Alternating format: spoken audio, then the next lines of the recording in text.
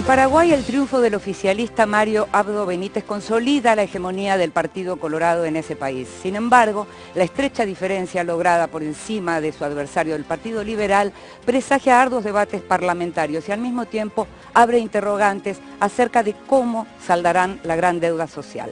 Vemos un informe y lo analizamos con una invitada especial.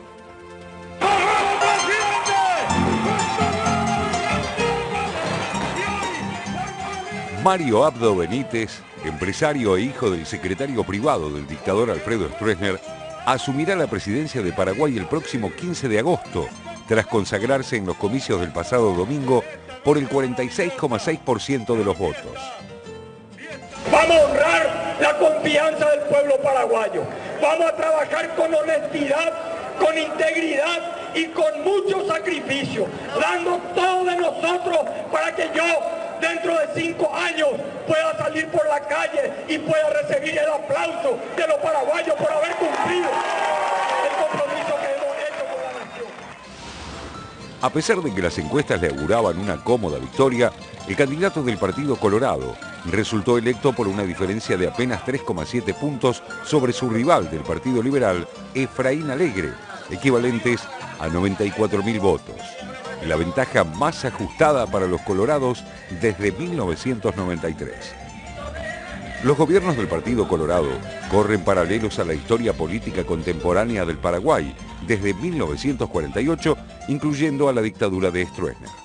Una hegemonía que se mantuvo también desde la recuperación de la democracia en 1989, con la sola excepción de los 4 años de gobierno de Fernando Lugo, destituido en 2012 por un golpe parlamentario impulsado por liberales y colorados. Con el 42,7% de los votos a su favor, Alegre, líder del Partido Liberal Radical Auténtico, logró arrastrar un importante caudal de sufragios de los sectores más postergados gracias a la alianza con el Frente Guazú del expresidente Fernando Lugo, quien ocupará una banca en el Senado. Alegre no reconoció aún la derrota denunciando fraude, una acusación hasta ahora desestimada por el Tribunal Superior de Justicia Electoral.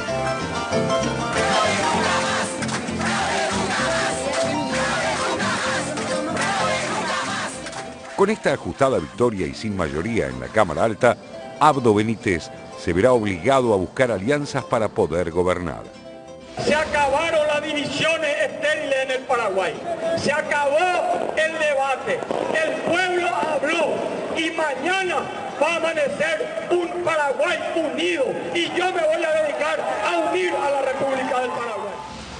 Licenciado en marketing político en los Estados Unidos y propietario de 2 empresas proveedoras del Estado, Abdo Benítez, de 46 años, comenzó a actuar en política en 2004, resultando electo diputado por el Movimiento Reconstrucción Nacional Republicana. 2 años después, renunció a su banca para fundar el movimiento Paz y Progreso, un eslogan de la dictadura de Stroessner junto al nieto del fallecido gobernante de facto. Elegido senador en 2013 por el Movimiento Honor Colorado, impulsado por el mandatario saliente Horacio Cartes, Abdo Benítez ocupó la presidencia de la Cámara Alta entre 2015 y 2016. A fines de 2017 ganó las primarias presidenciales del Partido Colorado, derrotando al exministro de Hacienda Santiago Peña, el candidato promovido por Cartes. Prometiendo en la campaña consolidar el crecimiento económico alcanzado por Paraguay en la última década, Abdo Benítez deberá afrontar una importante deuda social. Mientras la economía crece anualmente a tasas promedio del 4%, un tercio de la población paraguaya, el 26,4%, vive en la pobreza. Una realidad apoyada en la profunda desigualdad que afecta a un país donde el 2% de sus habitantes es dueño del 80% de las tierras. Vamos a ver un Paraguay mejor, vamos a ver un Paraguay renaciente y eso es lo que todos venimos buscando. Bueno, en el país hoy en día no va a haber un cambio con la gente que fue electa ayer. Que verdad cumpla con todo lo que ha prometido durante sus campañas electorales. Es lo que siempre esperamos, pero no muchas veces sucede. Sin definiciones en materia social durante la campaña, nada hace prever que Abdo Benítez modifique el rumbo económico y la distribución de ingresos. ¡Viva la República del Paraguay! ¡Viva el Partido Colorado!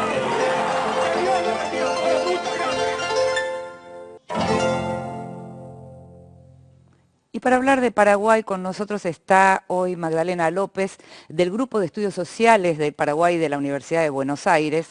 ¿Cómo estás, Magdalena? Gracias por estar con nosotros. Gracias a ustedes. Más conocida como Maggie en las redes. Si ustedes entran a Twitter van a ver que, como decíamos recién, que la tuitera que más veces nombra a Paraguay por día se llama Magdalena López y acá está. Bueno, ¿qué podemos decir en principio de este resultado? Que no fue sorpresivo, aunque sí el orden en que se dieron las cosas y digamos, la brecha entre el ganador y quien lo sigue fue muchísimo más estrecha de lo que se suponía. Exacto, se esperaba en torno al 20%, algunas encuestas hablaban de un mínimo de 12% y Mario Abdo ganó por 3,7% exactamente, es mucho menor de lo esperado. Me lo imagino que debe haber sido bastante difícil en el momento del conteo para el Partido Colorado.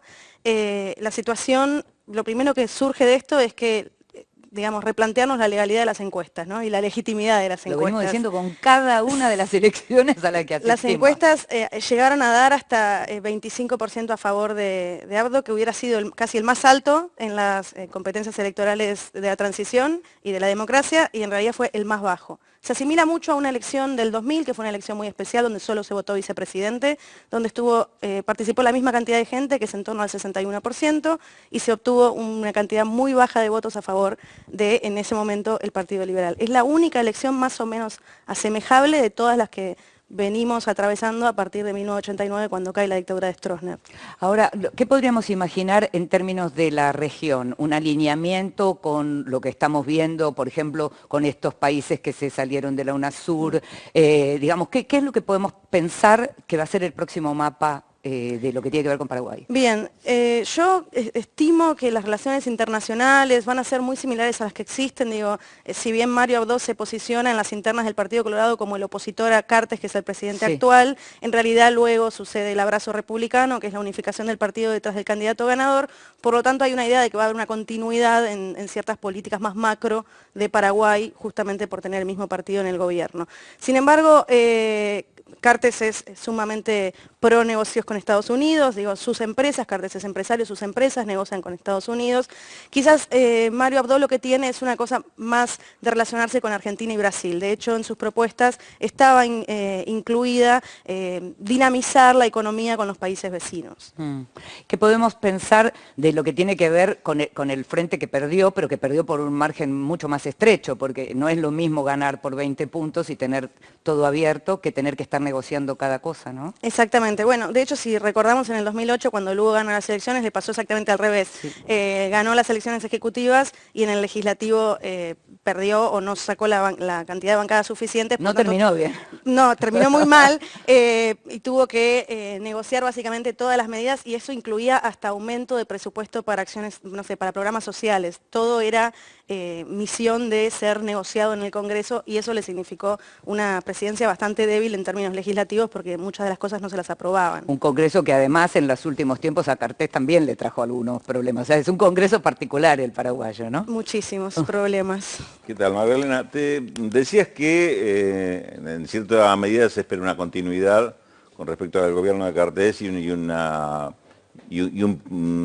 prioridad hacia la relación con Argentina y Brasil. Este gobierno asume con un par de diferencias al momento que asumió Cartes. Una, en Brasil, una situación política muy diferente. También la relación de Paraguay con Estados Unidos es importante, y hoy tenemos a Donald Trump. ¿Esto cómo incide cómo ves que puede incidir en la política de esta nueva gestión del Partido Colorado?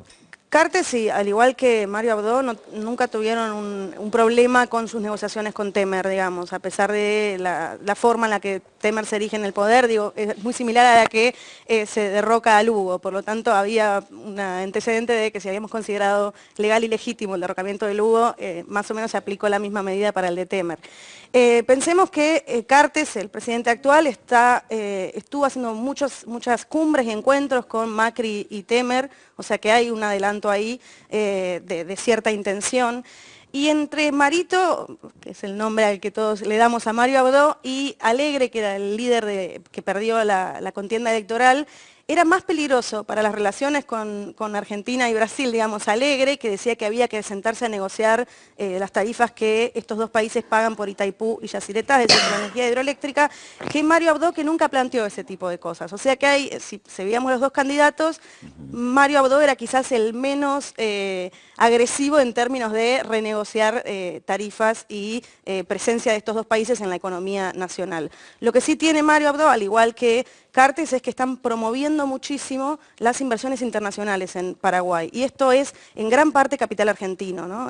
Grandes inversiones de capital argentino. Por lo tanto, lo más probable es que en esta misma línea Abdo continúe con esa dinámica. Y no nos olvidemos que en términos de agroexportación, Paraguay tiene relaciones muy intensas con Rusia y con Chile, ¿no? Que son los dos espacios donde más ganado exporta. Eso también juega en la dinámica de cómo se va a llevar con Estados Unidos, por ejemplo. Buenos días. ¿Cómo ves el plan de gobierno? Porque Cartes ha dejado un 26% de pobres en la población del país. ¿Qué se puede hacer ahora, siendo Paraguay hoy en día el cuarto exportador de soja, ¿no? Paraguay es conocido en algunas partes del mundo como un milagro sudamericano, porque no para de crecer su PBI, incluso en momentos en los que el resto de la región pierde, ¿no? Está en decadencia, digamos, económica. La situación de Paraguay, realmente Paraguay sacó a un gran número de gente de la pobreza. Hay que reconocer que la pobreza desciende de en torno del 58% en el 2002 al actual, que es algo como la mitad, o sea que hay un descenso. Lo que pasa es que el descenso no se condice con el crecimiento, digo, con semejante crecimiento el descenso de la pobreza podría haber sido superior. Ese es el reclamo que se le hace, pero sacar gente de la pobreza ha sucedido como en el resto de América Latina, esto fue, y en el mundo de hecho, fue un proceso bastante global. La situación de Paraguay entonces no es la pobreza en sí, sino la desigualdad y la mala distribución. Y esto realmente no hay propuestas aún, por lo menos de Mario, en su programa de gobierno para remediarlo. Sí habla de mejorar la calidad de la salud y mejorar la calidad de la educación, que serían dos elementos bastante adeudados en Paraguay, ¿no? La calidad de la salud está prácticamente, la salud pública está vaciada y la educación pública tiene muy bajo presupuesto, muy baja destino del presupuesto nacional. Esto sí lo prometió, pero es básicamente lo único que planteó. Y tiene una especie de, yo diría, obsesión con la tecnologización, como una cosa medio casi tecnocrática. Entonces, como si el desarrollo dependiera de eso. Exactamente, entonces es bueno, vamos a hacer una mejor medición para tener un índice para aplicar tal programa. Como que todo está muy medido por la tecnología, pero realmente una propuesta de qué porcentaje del Producto Bruto Interno va a destinar para planes de asistencia no existe, eso no se planteó. Hay dos grandes planes existentes en este momento, o políticas públicas. Una es adultos mayores. Paraguay tiene un problema muy grande con el sistema de jubilación, es un sistema muy pequeño que casi no cubre cubre una parte muy poco sustancial de la población, por lo tanto hay este programa de adultos mayores. Parece que lo va a continuar, es un programa que nace con Lugo, Cartes lo continúa y Abdo dice continuarlo. Y el otro se llama Tecoporá, que es un programa para, digamos, pensemos parecido al ingreso universal por hijo nuestro, pero no es universal, pero tiene las mismas contrapartidas, que los niños vayan a la escuela, que sean vacunados, y ese promete también mantenerlo y promete ampliarlo. Esto es al respecto lo que se ha dicho hasta ahora, digamos. En la campaña, el debate reforma judicial, reforma fiscal, paridad de género, parecía que hablaban los dos de la misma cosa y que no había gran diferencia. Pregunto yo, el Partido Colorado, con la rutina que tiene en el poder en Paraguay, más o menos como el PRI mexicano, y la pregunta concreta ¿es el gobierno dentro del Partido Colorado o el Partido Colorado dentro del gobierno? Esta es una pregunta que la hacen siempre que gana un Colorado, porque además como vienen de 35 años claro, como vienen de 35 años de dictadura, donde el partido era el gobierno y el gobierno era el partido, siempre es necesario repasar cómo se van a comportar en gobierno. Yo creo que es el Partido Colorado en el gobierno. Hay que entender que las estructuras estatales, es decir, todo lo que no es votado, todo eso que es la burocracia, lo que sucede en el Estado es muy colorado, claro. Porque la gente está afiliada a ese partido, eso uno no lo puede, digamos, es correcto que así sea, es su voluntad, por lo tanto hay una confluencia, por eso los sindicatos que son centralmente públicos, digo, son casi siempre colorados, pero eso no tiene que ver con el voto de la gente. Yo creo que es el Partido Colorado en el gobierno. Y por ahora, a pesar de que Mario Abdo es hijo de quien fue secretario privado del dictador, se ha sometido a todas las reglas democráticas existentes, hasta que se confirme, si se confirman las denuncias de fraude electoral que están ahora circulando. Si no se confirma eso, es un ganador democrático. Por lo tanto, es el Partido Colorado ejerciendo el gobierno en un estado que está bastante coloradizado, digamos. Mencionaste lo que tiene que ver los vínculos de Abdo con la dictadura de Stroessner. ¿No pesa eso en la población? ¿Cómo vive la población paraguaya hoy lo que fue la dictadura? Paraguay es un caso de justicia transicional bastante injusta, digamos. Tuvo muy pocos juicios, muy pocas sanciones reales, muy pocas penas, digamos. Stroessner muere en el exilio, sin ser juzgado, de hecho. Lo único que se logró hacer es que nunca pueda volver a Paraguay. Él que de muy anciano quería volver a morir en Paraguay, eso no se lo permiten, o si volvía, digamos, iba a la cárcel. Por lo tanto, eso sí es como algo más simbólico, pero en términos de pena de justicia transicional no se dio. Por lo tanto, el trabajo sobre la dictadura es distinto al resto de la región, es distinto a Argentina, quizás es más parecido a Chile, si queremos pensar que Pinochet quedó en el Senado sin ser juzgado también. En este contexto hace que lo que la gente elabora de la dictadura tenga mucho más que ver con una visión personal que con una visión de memoria colectiva promovida por el Estado. Abdo ha tenido declaraciones bastante contradictorias, a veces aparece diciendo que lo de Stroessner no fue una dictadura sino un gobierno autoritario. De golpe, cuando lo apretan mucho los periodistas, se corre de ese lugar y dice, bueno, eso no tendría que haber ocurrido, yo siempre estuve en contra de Stroessner, yo no soy mi padre, pero después va a votar y con las 50 cámaras que lo siguen se va hasta la tumba de su padre, donde está el nicho que dice familia Abdo Benítez. O sea que hay un juego bastante dudoso entre reivindicar ese caudillo colorado, estronista que fue su padre, y despegarse. Yo creo que ha encontrado ahí una forma de convencer a la gente que aún tiene un recuerdo positivo del estronismo, por distintas situaciones, y a los que no. Y además hay que pensar cómo el Partido Colorado se recicla desde el estronismo a la transición, y los mismos que eran estronistas se vuelven demócratas de golpe. Y en ese reciclado, muchísima gente apoya a Stroessner, aunque no a la dictadura, y se crea como este doble con sentido. El líder sí, y no con su forma de ejecución del gobierno, exacto, ¿no? Te hago la última pregunta, tiene que ver, integrás un grupo de estudios sociales, y tradicionalmente se hablaba en Paraguay la cantidad de madres solas que había, tradicionalmente lo que se decía era que después de la guerra del Paraguay había habido muchas más mujeres que hombres, y entonces, bueno, de algún modo las mujeres tenían que aceptar esa situación de que los hombres tuvieran varias mujeres. Pero hace mucho tiempo que eso no es así. ¿Cómo es hoy eso?